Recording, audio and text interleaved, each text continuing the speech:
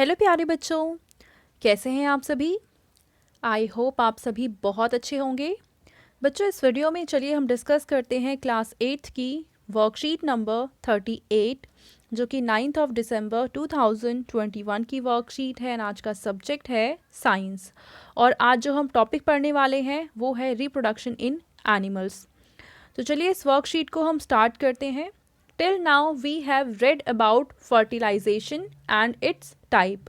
Now we will know about what happens after fertilization. तो इस worksheet में हम ये समझेंगे कि फर्टिलाइजेशन के बाद क्या होता है। As we know that zygote is formed after the fusion of male gamete, that is sperm, and female gamete, that is ova, after fertilization. तो देखो, sperm and ova आपस में फ्यूज़ करते हैं और फ्यूज़ करने के बाद जो स्ट्रक्चर बनती है उसको हम कहेंगे zygote. अब हमें समझना ये है कि डेवलपमेंट ऑफ एम्ब्रियो किस तरीके से होता है। Fertilization results in the formation of zygote which begins to develop into an embryo. तो पहले ओवम एंड स्पर्म्स आपस में फ्यूज़ करते हैं। फ्यूजन के बाद जाइगोट बनता है और जाइगोट के बाद फर्दर डेवलपमेंट के बाद क्या होता है, एम्ब्रियो बनता है। The zygote divides repeatedly to give rise to a ball of cells called embryo. तो जो जाइगोट है उसका डेवलपमेंट होता है, डिवीजन होता है हम कहेंगे सेल का, और एक तरह से मल्टी सेलुलर स्ट्रक्चर बनती है जिसको हम एम्ब्रियो कहेंगे। The cells then begin to form groups that develop into different tissues and organs of the body. अब ये सेल्स आपस में क्या होती हैं, ग्रुप बनाना शुरू कर देती हैं और फिर टिश्यू, इससे इन सेल्स से ही फिर टिश्यू बनता है।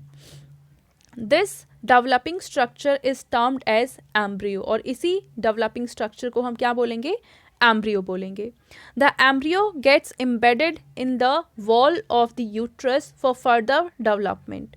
तो अब ये जो एम्ब्रियो है, ये जो यूट्रस की वॉल है इसमें एम्बेडेड हो जाता है, रोपित हो जाता है, और इस तरीके से फिर इस एम्ब्रियो का फर्दर डेवलपमेंट होता है। The embryo continues to develop in the uterus. Uterus में ही इस एम्ब्रियो का फिर डेवलपमेंट जो है वो कंटिन्यू रहता है। It gradually develops body parts such as hands, legs, head, eyes, ears etcetera. तो एम्ब्रियो जैसे जैसे डेवलप करता है तो उसमें बॉडी पार्ट्स धीरे धीरे डेवलप होने लग जाते हैं, यानी इनिशियली एम्ब्रियो में बॉडी पार्ट्स नहीं होते हैं, नहीं विजिबल होते हैं, ठीक है। The stage of the embryo in which all the body parts can be identified is called foetus. तो फीटस वो स्ट्रक्चर है, एम्ब्रियो जब डेवलप करता है और डेवलपमेंट के बाद उसके सभी बॉडी पार्ट्स आइडेंटिफाई किए जा सकते हैं, तो उस स्टेज को हम कहेंगे फीटस। नेक्स्ट है, जैसे यहाँ पे दिखा रखा है, एम्ब्रियो डेवलप करता है, ठीक है। एम्ब्रियो के development of embryo, then embedding of embryo in the uterus. Uterus में इस तरीके से एम्ब्रियो एम्बेड हो जाता है और उसके बाद फीटस का डेवलपमेंट यहीं पे होता है।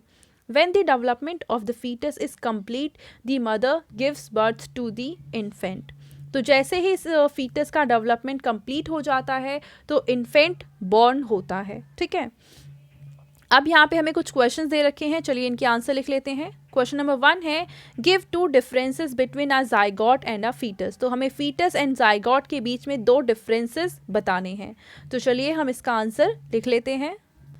तो बच्चों, आप क्वेश्चन नंबर 1 का आंसर लिखेंगे, zygote is formed after the fusion of male gamete and female gamete after fertilisation. And foetus का आप पहले डेफिनेशन लिखेंगे, the stage of the embryo in which all the body parts can be identified is called foetus. तो first point में तो आप दोनों की डेफिनेशन लिखेंगे।